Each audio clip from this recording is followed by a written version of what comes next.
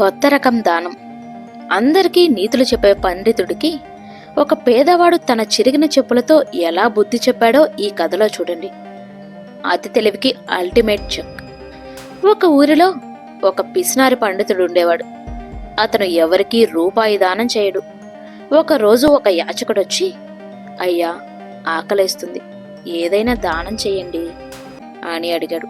పండితుడు అతి తెలివిగా, చూడు నాయనా, నేను ఈరోజు డబ్బులు తెలియదు, కానీ నీకొక గొప్ప జ్ఞానదానం ఇస్తాను. దాన్ని అమ్ముకుంటే నీకు చాలా డబ్బులు వస్తాయి.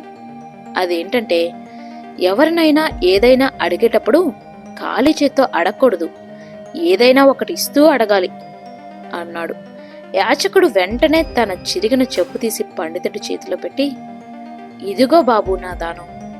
ఇప్పుడు మీ మాట ప్రకారం నేను మీకు చెప్పు ఇచ్చాను కాబట్టి మీరు నాకు దానం ఇవ్వండి అన్నాడు. పండితుడు తెల్లముఖం వేసి, ఏంటి, నాకే చెప్పిస్తావా అని కోప్పడ్డాడు. మరి మీరే కదా చెప్పారు ఏదో ఒకటి ఇచ్చే అడగాలని. నేను నా దగ్గరున్న చెప్పు ఇచ్చాను, ఇక మీ దగ్గరున్న డబ్బు తీయండి అని యాచకుడు అడిగాడు. పండితుడు తన తెలివి తనకే తగిలినందుకు బాధపడుతూ డబ్బులిచ్చి అక్కడి నుండి వెళ్ళిపోయాడు. నీతి: ఎదుటివారికి నీతులు చెప్పే ముందు మనం పాటిస్తున్నామో లేదో చూసుకోవాలి. ఈ కథ మీకు నచ్చితే వెంటనే లైక్ చేయండి. మీ జీవితంలో కూడా ఇలాంటి సందర్భం ఎప్పుడైనా ఎదురైతే కామెంట్స్లో తెలియజేయండి. ఇలాంటి మరిన్ని అద్భుతమైన నీతి కథల కోసం మన ఛానల్ని ఇప్పుడే సబ్స్క్రైబ్ చేసుకోండి. మరో మంచి కథతో మళ్ళీ కలుద్దాం.